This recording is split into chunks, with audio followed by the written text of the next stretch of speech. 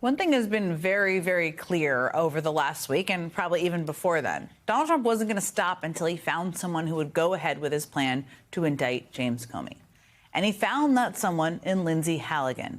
Now, if you did not know who Lindsay Halligan was before today, I don't really blame you. Maybe you'd heard her name, but maybe you don't know a lot about her. She was only just sworn in as the U.S. Attorney for the Eastern District of Virginia on Monday. Up until a week ago, she was the person Trump put in charge of reducing the amount of mentions of things like, say, slavery at the Smithsonian Museum in D.C. And this is how she defended that work. What I saw when I was going through the museums personally was an overemphasis on slavery. And I think there should be more of an overemphasis on how far we've come since slavery. Our country is a country of progress, and it's the greatest country in the world. And we should be able to take our kids, our students through the Smithsonian and feel proud when we leave. There's a lot of history to our country, both positive and negative, but we need to keep moving forward. We can't just keep focusing on the negative. Okay, let me just note, that clip is from about a month ago, so it's not an ancient clip, about a month ago. And that is the person Donald Trump found to prosecute a case against the former director of the FBI, one he has been wanting to happen for a long time. Joining me now is Andrew Weissmann, MSNBC legal analyst and former top prosecutor for the Justice Department. Andrew, you are the person I wanted to talk to most, and I think everybody watching wanted to hear what they thought, given your history and your just incredible ability to explain things. I want to know your thoughts, just in general, given I think this moment really leaps over what we've seen in the past. How are you digesting it? There's so much here, but let's start with, we do not know, and the indictment doesn't tell us exactly what the specifics are as to why the government and now the grand jury believes that there's probable cause for these two charges. And so we really have to await that. In other words, let's see whether there are any facts to support what has happened here. And by the way, if there were the crime of making false statements to Congress or obstructing Congress, those are serious. And it doesn't matter that it's the former head of the FBI any more than it mattered when it was Donald Trump as the former president who was indicted himself for obstructing justice not once but twice in the Florida case. So that's sort of to one side, but the real story, I agree with you, Jen, is about the process here. Let me just take you inside what would normally happen. Leave aside the whole part about that you now have a new U.S. attorney. You've covered that. But let me just tell you what a new U.S. attorney would want to do and would happen in any major case, which is you would sit down and look at the evidence. You would meet with your prosecutors and understand their reservations. The reporting is that the career people did not think that there was enough to go forward here. Remember, they have to be able to prove their case beyond a reasonable doubt.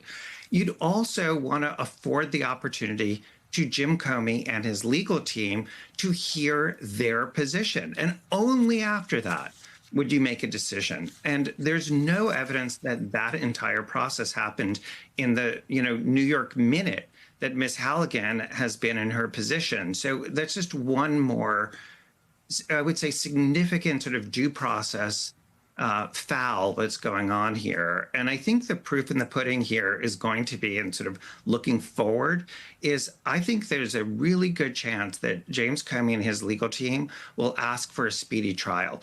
They have a right to a trial within 30 days of today.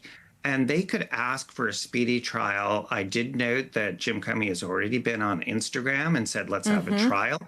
And to me, that suggests that if they really think that there is no there, we don't know the answer to that. But if they presumably do, we could see in 30 days all of this blowing up in Donald Trump's face. And everything that he thinks is a victory now is going to really show that this is the emperor has no clothes, that this is the abuse that it appears to be. There, I should note, I'm not a lawyer. I've learned from all of you, but there is a tremendous leap from an indictment to a conviction. I think everybody watching knows that. Last night, I was talking with Preet. We knew even less last night, so I should just note that. And we were talking about, though, kind of the case that his lawyers could make, to your point. And he was kind of laid out the notion that Comey could allege, potentially, depending, selective and vindictive prosecution. What would that entail? What do you think of that? And if they made that argument, what would that entail? So those are very hard arguments to make, but what I would say is if it's ever going to work for vindictive prosecution, this looks like it.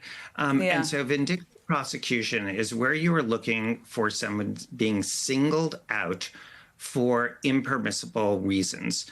And so just because you did your job, but just because you referred the president or you opened an investigation into the president, those are not legitimate reasons to have a sort of tit for tat. And so that kind of claim, again, could really blow up in Donald Trump's face. Imagine if that motion, I think, will certainly be made. Imagine the judge in this case, who's a very, very experienced judge who's been on the bench either as a magistrate or a district judge appointed by President Obama to the district court, holding a hearing on this. Imagine what that would look like where Jim Comey gets to put witnesses on. This is the kind of thing where, I don't know that the White House really thought through sort of giving James Comey this forum to be heard, where he is going to be able to potentially call witnesses and have a trial. And as I said, I really think this is one where this is such a horrendous moment for the rule of law, for the Department of Justice, for the country writ large. But I do think that there is the potential for a little like we saw with Mr. Kimmel, that with Jimmy Kimmel, is that we could see a reversal here where in, a matter of weeks, where we see sort of real pushback by the judge, by a jury, in terms of at a hearing, in terms of what happens here. So as bad as tonight is in terms of the rule of law in America and sort of going down the road of a sort of Nixonian Hoover type use of the legal system, this is one where I do have sort of cautious optimism if there really is no there there, that the system will hold. I think I am happy to hear that. I think a lot of people watching are happy to hear that. And 30 days would be a very quick turnaround, or would feel like a quick turnaround.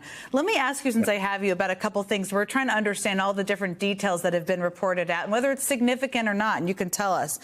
So we know that Halligan has never prosecuted a criminal case of any kind before. And according to NBC, she filed multiple charging documents in the same case, which she told the judge when the judge asked her about them, she had not seen. Her signature was on them. Is that a normal thing that could happen? Is that a sign of inexperience, or how do you read that?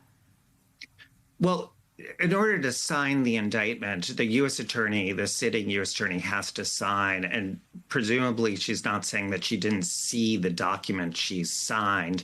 But a lot of times there are people who are lower level who sign on behalf of the U.S. attorney. So I wouldn't take, there's so many things to be upset about. That's not the one that I would get really upset about.